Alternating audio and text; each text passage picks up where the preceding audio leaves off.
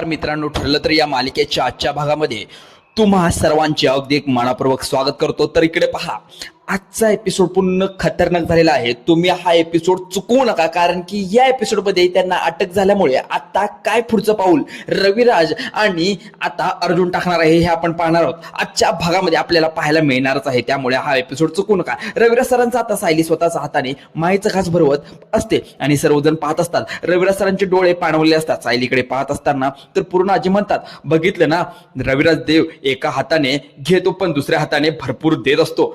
एक लक्षात ठेवा रविराज, तन्वी कशी का वागेना, परंतु सायली तुमच्यावर असणारं प्रेम कधीच कमी होणार नाही। तुमच्यावर खूप प्रेम आहे आणि ती तुम्हाला कधीही एकटं सोडणार नाही।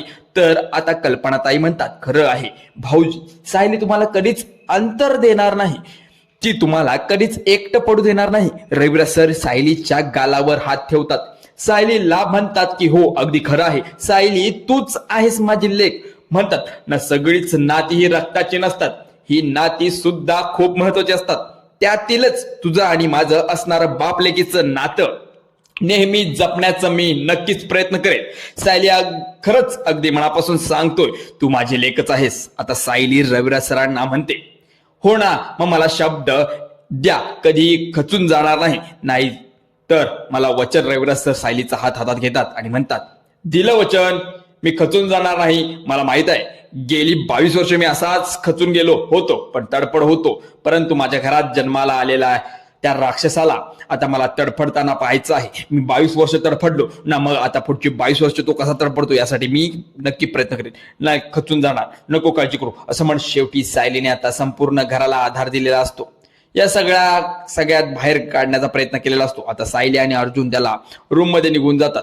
तर सायली म्हणते, मला तर सुमन काकूची काळजी वाटत आहे। इतकं सगळं घडल्यानंतर त्यांना या सगळ्यांचा किती त्रास होईल असे त्या अजूनही घाबरले आहेत। नागराज काकांचा खरा चेहरा समोर आल्यानंतर त्यांनी आतापर्यंत नाटक केलं, परंतु आतापर्यंत त्यांना किती त्रास सहन करावा लागणार आहे याचा विचार करत नाहीयेत। तर अर्जुन म्हणतो, मी त्या व्हिडिओमध्ये नागराज काकाचा तो चेहरा पाहिला आहे, त्याचा चेहरा पाहिल्यानंतर मला असं वाटतं की मी एका अट्टल गुन्हेगाराकडे पाहत आहे आणि त्याचा हा चेहरा, त्याचं हे रूप त्या व्हिडिओच्या माध्यमातून आपल्याला पाहायला मिळलं। खरं रूप सुमन काकूंमुळे सगळ्यांसमोर आलं आहे। तर आता या सगळ्या अर्जुनला धक्का बसलेला असतो। सायली अर्जुनला म्हणते, तुम्हाला एवढं धक्का बसला आहे तर रविराज काकांचं काय झालं असेल, तर त्यांची स्थिती अवस्था काय झाली असेल पाहत नाहीये। आता अर्जुन अभिमानाने सायलीकडे पाहतो। तर सायली अर्जुन विचारते, काय हो, काय झालं? अर्जुन सायलीला म्हणतो, मगाशी तू ज्या पद्धतीने सिनियरला ज्या पद्धतीने या प्रसंगातून तू बाहेर काढलंस, त्याला खाऊ घातलेस, ते फक्त तूच करू शकतेस। तुझ्या व्यतिरिक्त हे कोणी करू शकत नाही सायली। मला खरंच तुला अभिमान वाटतोय। अर्जुन सायलीला प्रश्न करत असतो, म्हणतो, मला एक कळत नाहीये, तुला समोरच्याच्या मनातील भावना कशा कळाल्या ग? सायली म्हणते। त्यानंतर सायली प्रत्येकाच्या मनापर्यंत पोहोचावं लागतं। मी सुद्धा तेच करते। मी तुम्हाला म्हणायलेलं ना की त्यावेळी खऱ्या आई वडिलांना मी कधी पाहिलंही नाही, पण जे असे नक्कीच प्रसंग आले, मी त्यातून त्यांना अनुभवत गेलो। पण रविराजच्या कहाण्या, प्रतिमा आत्यांसारखे असे मी ज्यावेळी दोघांकडे पाहते ना, त्यावेळी मला असं वाटतं की माझे आई वडील समोर आहेत। मग जर माझे आई वडील असते तर मी त्यांच्याशी ज्या पद्धतीने वागले असते त्याच पद्धतीने मी रविराज काका आणि प्रतिमा आत्याशी वागते, एवढंच, बाकी काहीच नाही। आता सायलीने एवढी सहज नात्याची व्याख्या सांगितली। अर्जुन तिचे कौतुक करत म्हणतो, खरंच सायली, तू सोपं नाही आहे, तू खूप ग्रेट आहेस। एखाद्याला अशा प्रसंगातून कसं बाहेर काढायचं याची कला तुझ्या अगदी बरोबर अंगवळणी आहे, म्हणजेच तुलाच जमू शकतं, बाकी कोणालाच नाही। पण खरं सांगू का मी खरंच खूप लकी आहे, मला तुझ्यासारखी लाईफ पार्टनर मिळाली आहे आणि मी तुला नेहमी जपून ठेवेन। आणि सगळ्यात महत्वाचं म्हणजे सिनियरच्या पद्धतीने या सगळ्यांतून बाहेर काढायचं आहे आपल्याला। आता पुन्हा एकदा तुझ्या प्रेमात पडलो आहे, म्हणजेच तुझ्यावर माझं असणारं प्रेम कधी कमी होतच नाहीये। तर तुझं वागणं, सगळ्यांना आपलंच करणं, प्रेम दिवसेंदिवस वाढत चाललंय, एवढं मात्र नक्की आहे। सायली आणि अर्जुन एकमेकांकडे पाहत लागतात। दुसरीकडे दिवसाची पहाट होते, आपलं संध्याकाळची पहाट होते। सगळ्यात वेळेवर नाश्ता मिळावा यासाठी सायली आता किचन मध्ये कामाला सुरुवात करते। प्रतिमा आत्या पाहत असतात। सायलीचे किचन मधल्या कामांना सुरुवातील झालेली आहे। प्रतिमा त्या अभिमानाने सायलीकडे पाहत असतात। तर सायली आवाज देते, म्हणजे बस ना प्रतिमा, आत्या मी तुझ्यासाठी चहा घेऊन येते असं म्हणत सायली आता प्रतिमा आत्यासाठी चहा घेऊन येते. तर प्रतिमा आत्या सायलीला म्हणतात, सायली मला तुला थँक्यू म्हणायचं होतं. सायली विचारते कशाबद्दल थँक्यू. तर प्रतिमा आत्या म्हणतात, यातून तू ज्या पद्धतीने काल सगळ्यांना प्रसंगातून बाहेर काढलेस, ज्या पद्धतीने तू सावरलंस, जे शब्द वापरलेस चांगले, पहिल्यांदाच एवढं खचलेलं पाहिलं, तू त्यांना सावरलंस, त्यातून खाऊ घातलंस आणि सगळ्या प्रसंगातून त्यांना अगदी अलगदपणे सावरलंस. तर खरं सांगू का, सगळं काही मला नाही जमलं असतं, पण तू ज्या मायेने त्यांना समजावलंस त्या पद्धतीने मला तू थँक्यू बोलायचं आहे. म्हणजेच प्रतिमा त्या आपल्या माणसांना कोणी थँक्यू बोलतं का हो. सगळ्यात महत्वाचं म्हणजे रविराज काका मला मुली मानतात, मग एक मुलगी म्हणून मी माझं कर्तव्य पार पाडलं, बाकी काहीच नाही. त्यामुळे प्लीज असे आभार वगैरे मानू नका. तर प्रतिमा त्या सायलीला म्हणतात, तू तर मानलेल्या नात्याची किंमत ठेवतेस सायली, आणि ज्याच्याशी रक्ताचं नातं आहे त्यांनी काय केलं बघ असं म्हणतात. प्रतिमा त्या तेच सगळं प्रसंग आठवतात. तर त्याच वेळी कल्पनाताई त्या ठिकाणी येतात. कल्पनाताई पाहतात तर प्रतिमा त्या शांतच असतात. म्हणून कल्पनाताई त्यांच्या खांद्यावर हात ठेवतात. तेव्हा त्यांना म्हणू लागतात, काय झाले प्रतिमा. तर प्रतिमा त्या म्हणू लागतात, जिने तिच्या नवऱ्याला ठसा रडताना पाहिलं आहे त्या बायकोची अवस्था काय झाली असेल मी शब्द नाही सांगू शकत. कल्पना हे तर आता आमच्या आयुष्यभराचं दुःख आहे. तर कल्पना म्हणून म्हणते, हे बघ प्रतिमा, असा विचार करू नको, सगळं काही ठीक होईल. आणि नागराज भाऊंजीने जे काही केलं आहे त्यांच्या कर्माची, त्यांना गुन्ह्याची शिक्षा त्यांना मिळणारच आहे. त्यामुळे तू एवढा विचार करू नकोस आणि स्वतःला त्रासही करून घेऊ नकोस अजिबात. कारण की तो विषय हेही मनातून आणू नकोस. तू इथे बस, मी आहे सायली, नाश्त्याचा बघतो. तर त्यावेळी प्रतिमा त्या म्हणतात की कल्पना थांब ग, मी आणि सायली आज नाश्ता बनवतो. कित्येक वर्षानंतर पुन्हा एकदा किचन मध्ये वावरत असताना पूर्णा आजीची शिकवण आठवते. पूर्णा आजीने याचं किचन मध्ये मला जेवण बनवायला शिकवलं होतं. त्यामुळे पुन्हा एकदा या किचन मध्ये वावरताना खूप बरं वाटतं आणि म्हणूनच सायली आणि मी आजच्या नाश्त्याच बघतो. प्रतिमा त्या म्हणतात, सायली म्हणतात, चला सायली आता आपण कामाला लावूया. दोघेही किचन मध्ये जात असतात, बनवत असतात. पण दुसरीकडे पाहत असताना तुरुंगात अगदी नागराज काका शांतपणे पडलेला असतो. आता महिपत शिकरे त्यांना आवाज देत उठवतात आणि म्हणू लागतात, काय रे नाग्या, माझ्या प्रेमात वगैरे पडलास की काय. तर नागराज काका म्हणतात, तुझ्या आणि प्रेमात, अरे तू तर माझा दुश्मन आहेस. दुश्मन तर महिपत शिर्के म्हणतात. नाग्या रे, चुकतोयस तू, मी नाही तुझा दुश्मन. अरे तुझी बायकोच तुझी दुश्मन आहे. अरे तू काय म्हणत होतास, माझी बायको अर्ध्या डोक्याची आहे, अर्थन मेंदू आहे. मेंदू तिला नाहीच आहे, तिला कवडीची अक्कल नाही. अरे पण त्याच तुझ्या बायकोने शेवटी तुलाच दगा दिला. तिने तुझ्याच व्हिडिओ बनवला आणि शेवटी त्या सुभेदारापर्यंत पोचवला. असं म्हणत महिपत शिर्के हसू लागतो. तर नागराज काका म्हणतात, अरे वा, या तुरुंगात बसल्या बसल्या सगळ्याच खबरी असतात तुला. तर महिपत शिर्के म्हणतात, नाग्या, आपण तशी माणसं सांभाळून ठेवलेत, तुला साधी तुझी बायको सांभाळता आली नाही. असं म्हणत महिपत शिर्के नागराला काकांना चांगला टोमणा मारत असतो. नागराज काका रागानेच महिपत शिर्केकडे पाहत असतात. दुसरीकडे सुभेदारांच्या घरी आपल्या पाहायला रविराज सर पुन्हा एकदा आपल्या केसच्या फायली चेक करत असतात. त्यात अभ्यास करत असतात. नेमकं ह्या वेळी काय झालं, मागच्या वेळी काय झालं, हे सगळं काही त्या फाईलीमध्ये पाहत असतात. रविराज सरांचा आवाज देत असतात. म्हणतो, सिनियर, अरे काय आहे ते, तुमच्या अपघाताच्या फाईल आहेत ना, मग फक्त ते पुन्हा का बघत आहेस तू. रविराज सर म्हणतात, काही नाही, एक गोष्ट पुन्हा एकदा क्रॉस चेक करून बघतोय आणि सगळ्यातून अनेक गोष्टींचा उलगडा होतोय, अनेक गोष्टी खुलासे होत आहेत, समोर बऱ्याच गोष्टी येतात, एका गोष्टीचा नव्याने अर्थ लागतो आहे. तर अर्जुन म्हणतो, म्हणजे. तर रविराज सर म्हणतात, म्हणजे हेच की 22 वर्ष मी माझ्या मुलीला, माझ्या बायकोला शोधण्यासाठी वन फिरत होतो आणि नागराज मात्र माझ्याच घरात बसून हे सगळं काय बघत होता. बघ आता. रविराज सर काही कागदपत्र आता अर्जुनला दाखवतात आणि म्हणू लागतात, हे बघ अर्जुन, यावरून स्पष्ट लक्षात येतं की आमचा अपघात त्या झाला त्यावेळी तिथल्या लोकांनी ताबडतोब माझ्या घरच्यांना कळवलं, पण हॉस्पिटलमध्ये मात्र दुसऱ्यांनाच नेण्यात आलं. पण एवढं सगळं होऊ नये म्हणून मात्र दुसऱ्या दिवशी तिथे आला. म्हणजेच मला एक सांग, जर हा नागराज तिथे आला, सर्वजण एकत्र होते, पण नागराजही आमच्या सोबत होता, तर मग नागराज इथे ताबडतोब पोचायला हवा होता, पण तसं नाही होत. नागराज दुसऱ्या दिवशी मला पाहायला आला हो. हे कसं शक्य आहे सांग ना.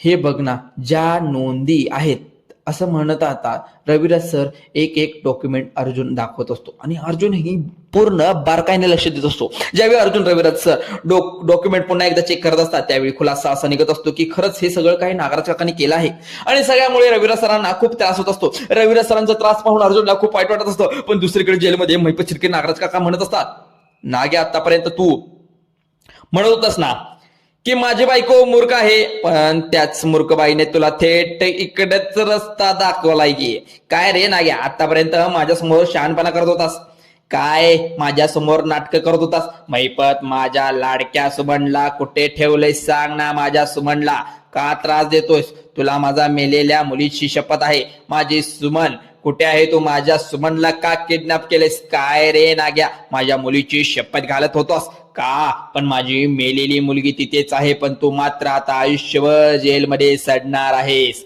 तुला कोणी वाचवणार नाही रे बाबा, कारण की तू असा सडणार आहेस. आता मात्र महिपत शिर्के हे शब्द ऐकल्यानंतर नागराज काकांना खूप राग येतो. ते महिपत शिर्केच्या अंगावर धावून जाण्याचा प्रयत्न करतात, परंतु त्यांना ते गोष्टीचं भान नसतं की आता आपण तुरुंगाच्या चौकटीत आहोत. नागराज काका खूप चिडलेला असतात, पण महिपत शिर्केंना म्हणत असतात, महिपत तुझं तोंडावाला ठेव, जेलमध्ये सोडतोय तुला, मग तू बाहेर ये, तुला दाखवतो काय ते दारू ठोसायला आलायस का?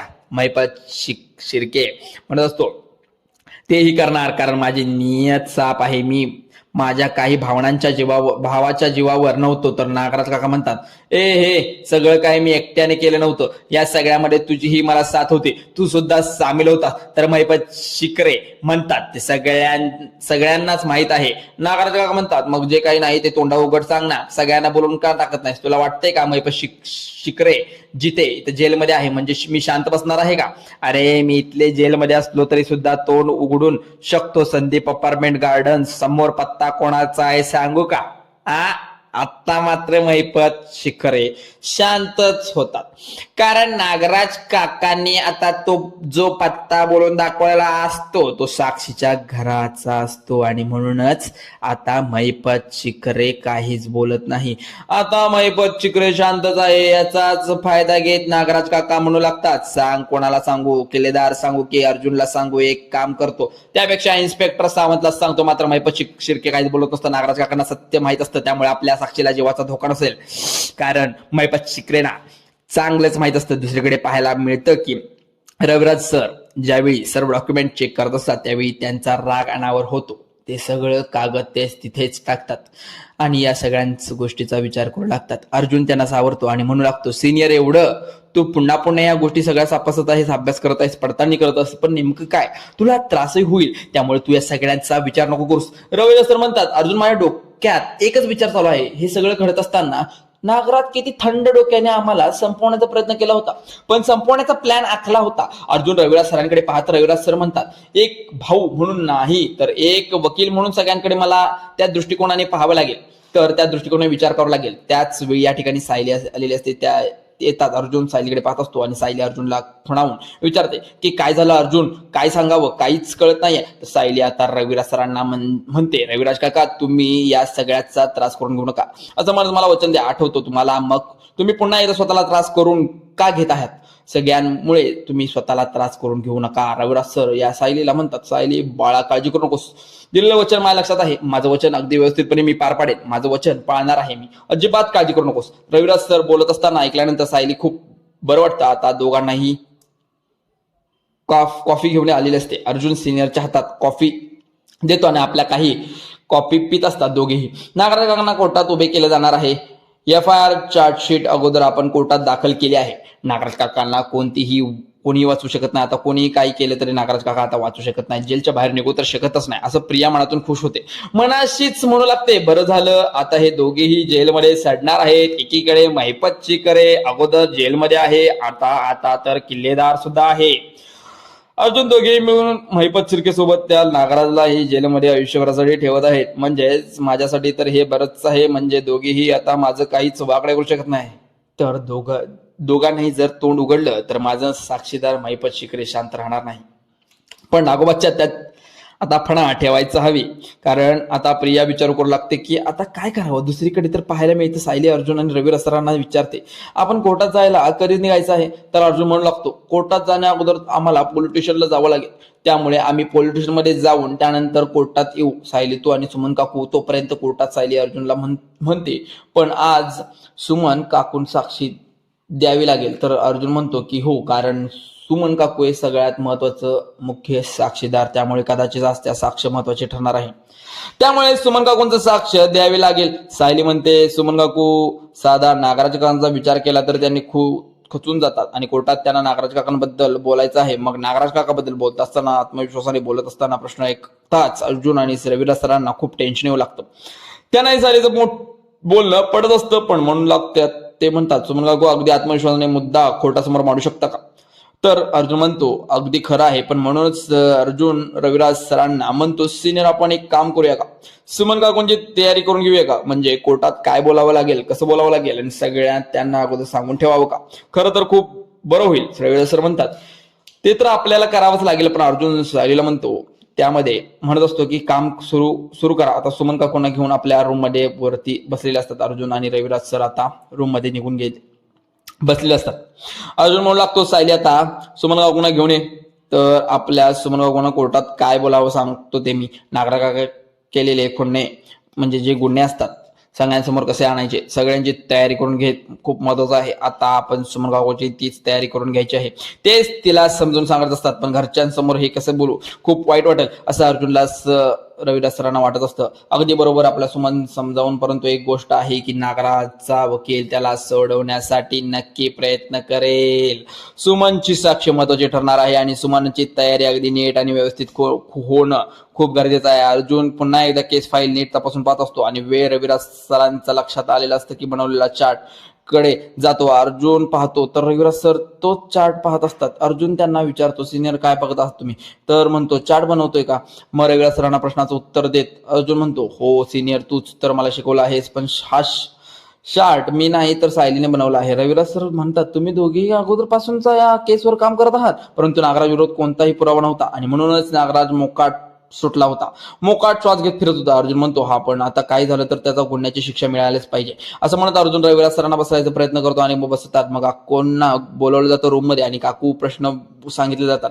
तू मला वर का घेऊन आली आहेस. तर सायली म्हणते सुमन काकू आता आपल्याला कोर्टात जायचं आहे आणि कोर्टात तुम्हाला साक्ष द्यावी लागणार आहे. काकांचे सगळ्या गुन्ह्यांचे पुरावे आपल्याला मिळाले आहेत. आता आपल्याला ह्या कोर्टामध्ये आपली साक्ष द्यावी लागणार आहे. नागराज काकांना जर तुम्हाला गुन्ह्याची शिक्षा मिळायची हवी असेल तुम्ही साक्ष महत्वाची ठरणार आहे. तर रविराज सर म्हणतात हे बघ सुमन आज कोर्टामध्ये नागराजचा वकील तुला उलटसुलट प्रश्न करेल, उलटसुलट काही ना काही विचारत प्रयत्न करेल, पण तुला घाबरून जायचं नाही, डगमगायचं नाही, तुला बिंदासपणे सगळ्याच प्रश्नांची उत्तरं देत पाहायचं आहे. तर अर्जुन सुमन काकूंना म्हणतो आणि सुमन काकू आम्ही सर्वजण तिथे असणार आहोत, परंतु नागराज काका वकिलाला तुला फेस करायचं आहे, तुला प्रश्नांची उत्तरं द्यायची आहेत, त्यामुळे तू लोड नको घेऊ, खूपच गरजेचं आहे. आता सुमन काकू सगळ्याच गोष्टी विचार करू लागतात आणि त्यांना दडपण आलेलं असतं, पण त्या आता सायली आधार देत असते, पण त्यांना आलाच त्या माझ्याकडे बघा मोठा श्वास घ्या आणि पुन्हा एकदा तुमची साक्ष द्यायला सुरुवात करा. सायली अर्जुन रविराज सर तुम्हाला सर्व सुमन काकूंची अगदी छान तयारी करून घेतलेली असते आणि आत्मविश्वास वाढवण्याचा प्रयत्न केलेला असतो. रविराज सर म्हणतात हे बघ सुमन अजिबात काळजी करू नकोस, आम्ही सर्वजण आहोत तुझ्यासोबत, तू साक्ष दे फक्त, आणि काही घडलं तर हे सगळं काही सांगून मुद्दा आपल्या हातून सुटायला नको. सुमन काकू म्हणतात की हे हो. तर आता अर्जुन म्हणतो बरं सुमन काकू तू रेडी आहेस का, सुरुवात करायची का आपण. आता ठरल्याप्रमाणे अर्जुन आणि रविराजची मुलं म्हणजे त्यांना सांगण्याचा प्रयत्न करत असतात, पण आता अर्जुन नागराज काकांचा वकील म्हणून आता सुमन काकूच्या समोर उभा राहतो. म्हणून सांगतो मी सुमन किल्लेदार नक्की त्या दिवशी काय घडलं होतं. सुमन काकू घाबरत घडलेले सर्व प्रसंग सांगत असताना रूम मध्ये आले, मला जवळ घेण्याचा प्रयत्न केला आणि त्या जवळ घेत मला सगळ्या सत्याचा उलगडा केला. म्हणाले हो सगळं काही मीच केलं आहे, पण तू कोणालाही काही जाऊन सांगू शकत नाहीस कारण तुझ्याकडे तसा पुरावाच नाही. अर्जुन सुमन काकूला उलट प्रश्न करत म्हणतो हे सगळं काही कुठे घडलं होतं, वेळ काय होती. तर सुमन काकू अर्जुनच्या प्रश्नाचं उत्तर देत म्हणतात सगळं काही अंदाजे 6 वाजता घडलं असेल. तर आता अर्जुन उलट तुलट प्रश्न विचारत म्हणतो पण मी तुम्हाला अंदाजे विचारलं नाही, नेमकी वेळ काय होती. हे तुम्हाला सांगावं लागेल. आता सुमन काकू त्याच स्टेटमेंटवर द्यायला सुरुवात करतात. अर्जुन उलटसुलट त्यांना प्रश्न करत, सगळ्या गोष्टी त्यांना विचारत असतो आणि सुमन काकू सुद्धा त्या सगळ्या प्रश्नांची उत्तर देत असतात. हे सर्व झाल्यानंतर अर्जुन सुमन काकूच्या हातामध्ये एक लेटर देतात आणि तुम्ही सांगतात सुमन काकू आता हे वाचून घे, कारण हेच आहे तू दिलेलं पोलिसांसमोर स्टेटमेंट आणि तुला आता हे ते स्टेटमेंट पुन्हा एकदा कोर्टात द्यावं लागेल, त्यामुळे पूर्णपणे स्टेटमेंट वाचून घे, कारण स्टेटमेंट तुला चुकता कुठल्याही गोष्टी चुकू नयेत होत. आता कोर्टामध्ये ही साक्ष द्यावी लागणार आहे, परंतु सांग आता हे बघा सगळ्यांमध्ये कोणतीही गोष्ट पुढे मागे व्हायला नको. आता महत्वाचं पोलिसांना दिलेले स्टेटमेंट आणि कोर्टामध्ये समोर आलेले स्टेटमेंट सारखंच असावं हवं आणि कोणतंही उत्तर अंदाजे देऊ नये. जे काही बोलायचं आहे ते ठामपणे बोलायचं आणि त्यामुळे आता हे सगळं वाचून घ्या. आता सुमन काकू वाचून घेतात. अर्जुन विचारतो रेडी, तर सुमन काकू म्हणतात रेडी आहे. चला तर सुरुवात करूया आपण. सुमन काकू होकार देतात आणि अर्जुन त्याला प्रश्न करत असतो, मिस सुमन किल्लेदार मला एक सांगा की ज्यावेळी सगळं काही घडलं त्यावेळी तुम्ही कुठं होतात? नागराज किल्लेदार गुन्ह्याची कबुली दिली त्यामुळे तुम्ही कुठं होता? सुमन काकू अर्जुनला प्रश्न उत्तर देत म्हणते की आमच्या बेडरूम मध्ये होतो. तर रविराज दुसऱ्या प्रश्न करत असतो, पण तुम्हाला कोणताही औषध सुरू होत आहे का? औषध कोणतं होतं? तर सुमन काकू म्हणू लागतात. रविराज सरांचा प्रश्न उत्तर देत असतात, विटामिनाची गोळ्या ज्या होत्या ना त्या मला काही झालेलं नाही. तर अर्जुन उलटसुलट प्रश्न करत असतो, म्हणत असतो तुम्ही माझ्या क्लायंटला फसवत आहात, तुम्हाला काही झालेलं नसताना तुम्ही माझ्या क्लायंटला समोर नाटक केलं आहे. आता सुमन काकू नकार देतात. तर पुन्हा अर्जुन प्रश्न झाल्यानंतर रविराज त्यांचा प्रश्न सुमन काकू समोर मांडतात. असा अर्जुन रविराज सर्व आता सुमन काकूचे उलटसुलट प्रश्नांचं विचारत असतात. सगळ्यातून उत्तर काय द्यायचं, कशी तयारी करायची याची सगळी काय जुळणी केलेली असते. अर्जुन रविराज सरांसमोर उलट तपासणी चालू असतात. पण सुमन काकू धाप लागतो. सगळ्यातून थकवांचा नव्हता. पण सायली म्हणत असते, सुमन काकू आपल्याला थकायचं नाहीये, तुम्हाला जर त्रास होत असेल तर थोडा वेळ शांत व्हा, पाणी प्या आणि पुन्हा एकदा तुम्ही तुमची साक्ष द्यायला सुरुवात करा, कारण आपल्याला सगळ्यातून बाहेर निघायचं आहे. यातून आता लढायचं आहे, रडायचं नाही. आता कोर्टात कसे स्टेटमेंट द्यायचं आहे तुम्ही पाहिलं असेल. सुमन काकू समजावत असते. तर सायली सुमन काकूंना म्हणते, आपण बोलत असताना डोकं शांत ठेवायचं आणि शांत डोक्याने आपल्या समोर असणाऱ्या वकील लाला आपण उत्तर द्यायचं. अर्जुन म्हणू लागतो, सुमन काकू सगळ्यात महत्वाचं म्हणजे तिथे नागराज काकाला बघितल्यानंतर तुला थोडी भीती वाटेल आणि नागराज काकाकडे बघून तुला स्टेटमेंट देता येणार नाही. तसं जर होत असेल तर तू नागराकाकडे पाहूच नकोस. तू एक काम कर, तू जज साहेबांकडे पहा आणि सगळ्यात प्रश्नांचे उत्तर दे. रविराज सर म्हणतात, तुला उलटसुलट प्रश्न विचारले जातील, परंतु जोपर्यंत तुला प्रश्न विचारत नाही तोपर्यंत तू उत्तर देऊ नकोस आणि प्रश्न विचारायला तरच उत्तर दे, अतिरिक्त काही बोलू नकोस. असं म्हणत सर्वांना आता सुमन काकूची काकूची छान तयारी झालेली असते. अर्जुन म्हणू लागतो पुन्हा एकदा तयारी सुरू करण्यात. तर सुमन काकू म्हणतात, चालेल मी नक्की प्रयत्न करेन. येणाऱ्या पुढील भागामध्ये आपल्याला पाहायला मिळते की इन्स्पेक्टर सावंत अर्जुनला म्हणू लागतं, 2 दिवसापूर्वी महिपत शिर्के यांना भेटण्यासाठी एक लेडीज वकील आली होती. आता अर्जुन एंट्री पाहतो तर त्यामध्ये विशाखा प्रभू अशी एंट्री असते. अर्जुन आता चैतन्याला म्हणतो की विशाखा प्रभू नक्की आहे तरी कोण? महिपत शिकरेला मदत करू इच्छिते का? कोर्टात आता अर्जुन महिपत शिकरेंना प्रश्न करत असतात. आता तुम्हाला कोर्टासमोर सांगायचं आहे की रविराज किल्लेदार फॅमिली मारण्याची सुपारी तुम्हाला कोणी दिली आहे? महिपत शिकरे. नागरिकाकडे पाहत, परंतु साक्षीची भीती आणि साक्षीचा जीव वाचवण्यासाठी महिपत शिकरे शांतता असतात. अर्जुन पुढे म्हणतो की पुरावे रावे अर्जुन संपले नाहीत असं म्हणतात. अर्जुनने आता सुमन काकूच्या समोर नागराज काकांची आपल्या गुन्ह्याची कबुली दिलेली असते. व्हिडिओ कोर्टामध्ये सादर केलेला असतो. व्हिडिओ कोर्टासमोर सादर केल्यानंतर पुढे काय होते, काय घडत आहे, अतिशय रंजक ठराव म्हणजे रंजक कसा मालिकेचा डाव आहे हा. अशा मालिकेमध्ये नवनवीन अपडेट आपल्या पाहण्यासाठी आपल्या चॅनल आता सबस्क्राईब करा, बेल आयकॉनला प्रेस करा आणि हा व्हिडिओ तुमच्या मित्र परिवारामध्ये शेअर करा, कारण की हा ठरलं तर मग नवनवीन एपिसोड आपण घेऊन येत असतो. चला व्हिडिओ आवडल्यास लाईक करा, शेअर करा, सबस्क्राईब करायला विसरू नका.